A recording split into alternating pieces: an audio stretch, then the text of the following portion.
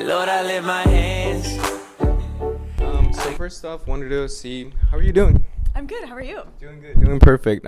What's the season been like so far for you? I know it's a second season for you, almost a year here in Houston, right? So what's it been like so far? It's been really good. Honestly, this league's been really fun to play in. I mean, the beginning of the season has been really good for us so far. So it's been really exciting. That's awesome. Yeah, actually, well, you guys started with like a right foot, a few wins, a few good scoring opportunities, shift in the team. What's kind of like the overall mood in the team feeling like with all these changes coming up?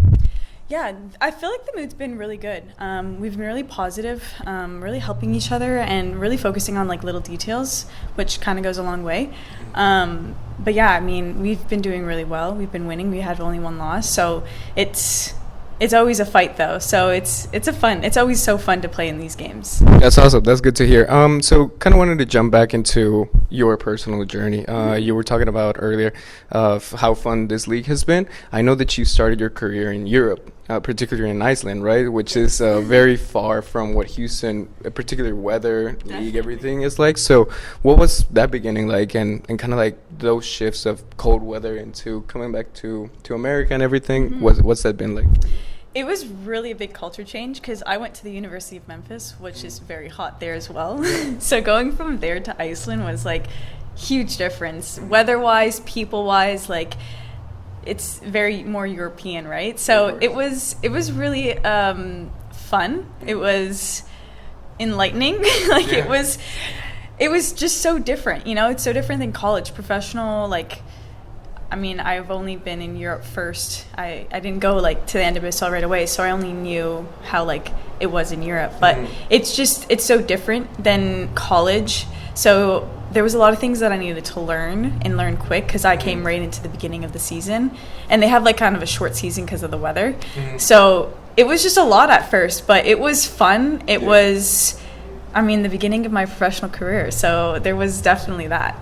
It's good that you say that it's fun because you didn't say like anything negative about it, regardless of the fact that you jumped into like a very vast abyss, right, of trying to get this career jump started and everything. I know it wasn't very favorable for you, probably the draft, but you kind of like took this detour where you experienced so many things. You played for one of the best teams in the world, Celtic.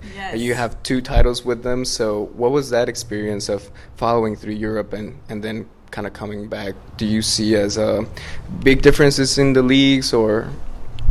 I would say there is very big differences. I mean, even in Europe, going from like 4 different teams, each league was so different, 4 different countries completely, right? So I feel like everywhere that I've been, I've had so much learning abilities and growth within those, which has like shaped me to where I am today. And I mean, coming here back to the NWSL, back to like, you know, North America, it's so nice to be like close to home and stuff. But again, this league is so different compared to like all of the other ones in Europe. I feel like here it's just a lot faster and a lot more running. Yeah, absolutely. A lot more running, let me tell you. Yeah, I can tell for how you guys play and how you've been approaching this season is like a very dynamic and kind of like making the other team run, and kind of, for what I understand, is you take the advantage of the city for you, right? Oh, for sure. I mean, we have the heat that people have to come here and play, which, you know what, I don't blame them. I wouldn't want to come here either. I know, yeah, it's pretty intense. 3 days, you know?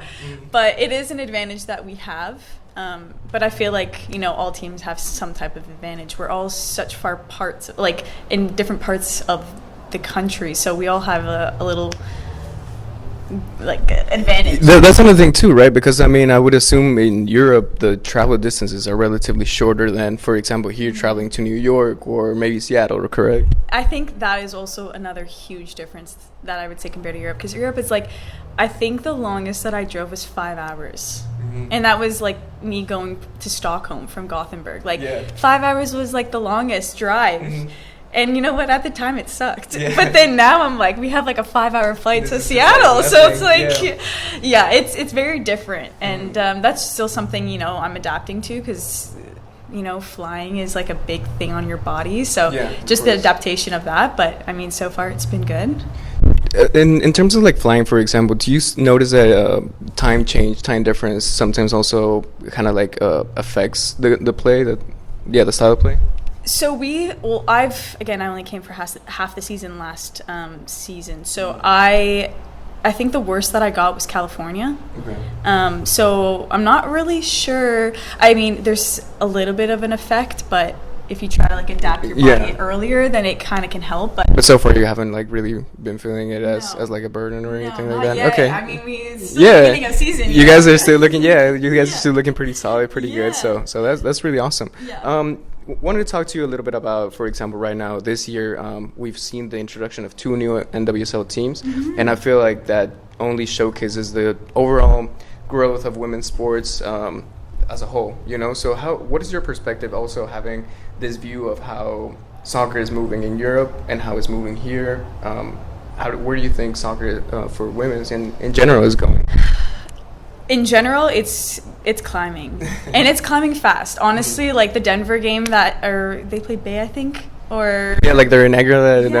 It was huge. Like they had so many people, like so many fans, and it's so beautiful to see because like that's the league that I get to play in, and I see so many people like loving the sport and actually enjoying watching us play, and not just to come and watch. They actually really like it. I would say it's a little bit, I think it's growing faster in the NWSL than it is in Europe. Okay. I felt like in Europe there was times, they're passionate about the club, like Celtic. They're very passionate for the club, but the men's side still has that such high advantage compared to us. Right. You know what I'm saying? Like the fan wise, I mean, it's probably changed a lot since I've left because women's soccer has gone so much bigger. Yeah. But I would say like from the times that I was in Europe, I mean, of course, I played like an Arsenal that they have so many fans, and it's so great. But I do think the NWSL is doing a great job. Yeah. And I mean, we had 2 extra teams this year, which is even better. You can tell how much so many more like states want to have. Like and teams. Atlanta is adding a next one next year. Yeah, so you can tell like we want more teams, and it's because of how much everyone's loving it. So I mean it's just been awesome to see you join Houston and just like the whole revolution that's been happening here in the team. Just I guess in the final note, what is something that you would tell girls trying to make their way? I say this because I think that sometimes the path in the U.S. might be a little lenient, or looks like a little lenient, right? Where you go to college and then you get drafted, you go into a league. But you kind of took like the long route, and it's working out great for you for what we can see through the outside. So what is something that you can tell little girls, just players in general, to encourage them and not to let go of this dream? Right. I think you said it perfectly, there's not one way of getting to where you want to be. And I think I learned that when I didn't get drafted. It was heartbreaking for me. It was, I thought, almost like the end of my career. But then when I had the opportunity to go to Europe and I explored Europe, there was so much more. I learned so much more, about myself and about soccer there. So when I came back here, it's just a different type of confidence and like person that I am. Yeah. So I would say to young players that are looking to play professional or follow their dreams is to just focus on yourself and not worry about what other people are doing and their like journeys, because everyone's journey is so different, and comparing it is just the worst thing that you can do for yourself, really. Yeah. Because if I thought, oh, this is the end, I'm not gonna play because I didn't get drafted, and Iceland, no, like my life would be completely different, right? So taking whatever doors open, like trying it out, taking the risks. What I'm saying? It is a risk, and it's, for me, it worked out great. So That's I'm awesome. very happy. But focus on yourself, I would say. Just make sure you keep loving. Just as a final thing, what is a song that you have right now, kind of either before games, after games, something that you would put us on or recommend? To be fair, I don't want to sound like super like everyone else listens, but I've been really liking Olivia Dean. Okay. Okay. Everyone's gonna say that. But you know what? I'm gonna change it up. My go-to that I always listen to before a game is, I actually really like Christian music. Christian music. Yeah. So Forrest Frank, he just came to Houston. Oh my God, it was so good. But "Lift My Hands" by Forrest Frank is my go-to. I have to listen to it before the game. Okay, we'll get you. Yeah. Okay, that's great. Well, thank you so much for your time, and we'll see you next time. Thank you. Thank you. Thank you so much.